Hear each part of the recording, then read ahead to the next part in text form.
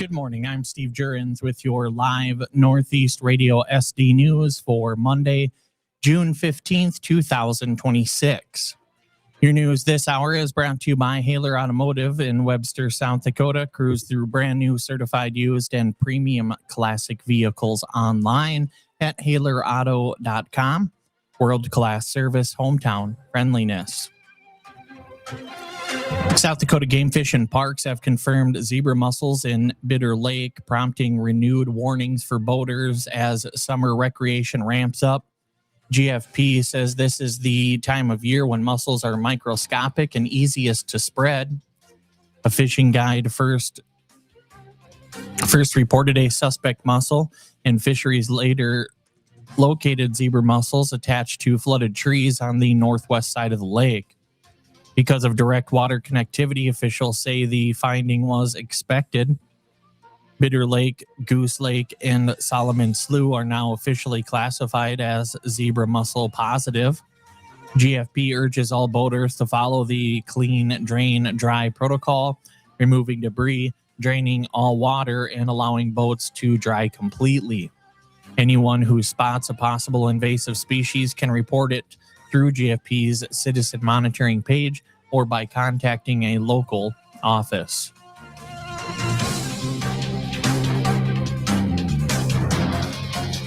A coalition of major music publishers has filed a federal lawsuit against Howgo Broadcasting, accusing the company of airing hit songs without a license for more than 2 years. The complaint, filed June 8th in federal court, lists 14 counts of willful copyright infringement against owner Christian Howgo and 4 stations: KIQK-FM, KSQY-FM, KTOQ-AM, and KXMZ-FM. ASCAP revoked the broadcaster's license in April 2024 after delinquent payments and failed negotiations. Despite that, the stations allegedly continued playing copyrighted music, including songs by Radiohead, Tracy Chapman, Walk the Moon, and Olivia Rodrigo. Publishers are seeking a permanent injunction and up to $150,000 per infringement, potentially totaling $2.1 million plus attorney fees. A 25-year-old Watertown man was arrested early Sunday after a high-speed chase that totaled 4 vehicles and damaged a residence. Police say the driver was northbound on 8th Street Northwest around 1:02 a.m. when he failed to make a left turn, sending his BMW off the road and into a mobile home, private property, and 3 unoccupied vehicles: a Hyundai Genesis, Chrysler Pacifica, and Suzuki motorcycle. All 4 vehicles were declared total losses. No injuries were reported, and the mobile home sustained only minor exterior damage. After evaluating the driver, officers determined he was under the influence. He was arrested for careless driving and DUI. Police remind motorists that speed and impairment dramatically increase crash risks. A major bankruptcy milestone in Watertown, as the U.S. Bankruptcy Court has approved the $11.265 million sale of the Ruins apartment complex to Build LLC, owned by the original developer, Jesse Craig. Craig lost the property during bankruptcy but outbid the next highest offer by more than $5 million. The sale ends an 18-month legal process involving millions in mortgages, contract liens, unpaid taxes, and multiple lawsuits. A court-approved payout waterfall will distribute proceeds first to taxes and property liens, then closing costs, broker fees, Red River State Bank, and finally, Watertown Development Company. Any remaining funds go to lower priority creditors. The court waived the standard 14-day stay, making the transfer immediate. A nearly 100-acre annexation request has triggered a jurisdictional clash between J&J Land Sales and Cottington County. The company is seeking annexation into Watertown and continue gravel mining operations, which require city zoning for a conditional use permit.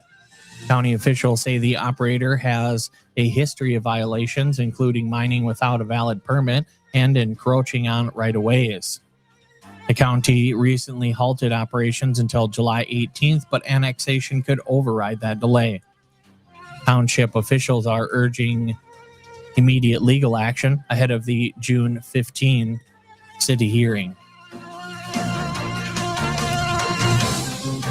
The Watertown City Council will vote Monday on purchase of a 2.91 acre parcel from the South Dakota DOT for $12,200. The land declared access by the state sits near 26th Avenue Northwest and would be held for future north bypass planning. The purchase would come from the city's land restricted fund and continue decades of right-of-way management in the corridor. Finally, the Watertown City Council will consider tonight approving TIF number 24 for Prairie Haven Phase 2, a 75-home development proposed by High Five Developments. The project qualifies as affordable housing with home prices capped at $410,000, an expected average value of $310,000. Infrastructure costs create a development gap of nearly $39,000 per lot, which the TIF could help bridge through a pay-as-you-go reimbursement capped at $3.44 million.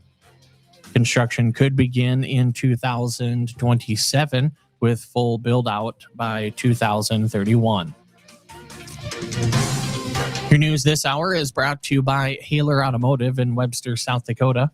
Cruise through brand new, certified used, and premium classic vehicles online at HalerAuto.com. World-class service, hometown friendliness. Read more full in-depth stories online at northeastradiosd.com. Check out the daily news recap podcast and live interview uploads. And don't forget to sign up for our newsletter delivered straight to your inbox every morning at 6 a.m. And with today's local and state news from Northeast Radio SD Studios in Watertown, South Dakota, I'm Steve Jurrens.